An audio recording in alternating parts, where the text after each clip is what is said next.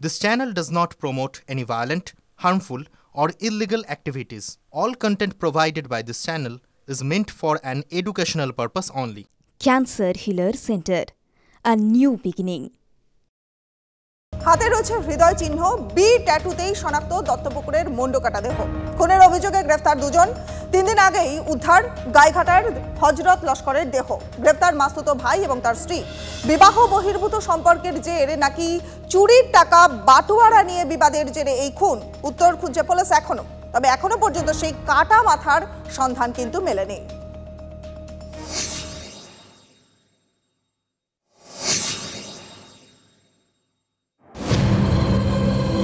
গত সোমবার ভোরে দত্তপুকুর থানার ছোট জাগুলিয়ার মালিয়াকুর বাজিতপুর এলাকার একটি ফাঁকা জমিতে মুন্ডহীন দেহ দেখতে পান স্থানীয় কৃষকেরা। তার গোটা শরীরে ক্ষতচিহ্ন ছিল, উপড়ে নেওয়া হয়েছিল যৌনাঙ্গ, মৃতের হাত পাও বাঁধা ছিল। ঘটনাস্থল থেকে রক্তমাখা মদের গ্লাস, চিপসের প্যাকেটও খুঁজে পায় পুলিশ। এরপরেই তদন্তে নেমে দুজনকে গ্রেফতার করে পুলিশ। ট্যাটুর সূত্র ধরেই নিহতের পরিচয় সামনে আসে। কাটা মুন্ডুর দেহ কার তা চিহ্নিতকরণ করেছিল পুলিশ। হযরত লস্কর গায়েঘাটার আঙুলকাটার বাসিন্দা। তার স্ত্রী প্রথমে চিনতে অস্বীকার করলেও পরবর্তীতে রাত্রিরে পুলিশের কাছে স্বীকার করে যে ওটা তার স্বামীর দেহ। আপনারা কি একই গ্রামে থাকেন? হ্যাঁ, তারপরে কিভাবে চিনতে পারলেন? আপনার ট্যাটু দেখে আমরা প্রচার করবো অবশ্যই, মানে সঠিকটা জেনে নিই আগে। হ্যাঁ, আমরা আগে ডিএম চেক করবে বলেছে। হ্যাঁ, কেন ওর তো মাথা নেই, আমরা কি করে বলবো আমাদের কি সঠিক, মানে ডিএনএ চেক করতে যাচ্ছে। হ্যাঁ হ্যাঁ। গাইঘাটার আঙুলকাটার বাসিন্দা হযরত লস্কর ও তার মাসতুতো ভাই ওবায়দুল্লাহ গাজীর বিরুদ্ধে চুরি ছিনতাইয়ের একাধিক অভিযোগ রয়েছে। বড়নগর, হাওড়া ও হুগলি সহ বিভিন্ন জায়গায় চুরি ছিনতাইয়ের জন্য কার্যত ত্রাস হয়ে উঠেছিল হযরতের দল। একাধিক থানায় অভিযোগও রয়েছে তাদের বিরুদ্ধে। এর আগে মাদক পাচারের ঘটনাতেও গ্রেফতার হয় হযরত। বিবাহিত হযরতের সঙ্গে পূজা নামে একটি মেয়ের সম্পর্ক ছিল।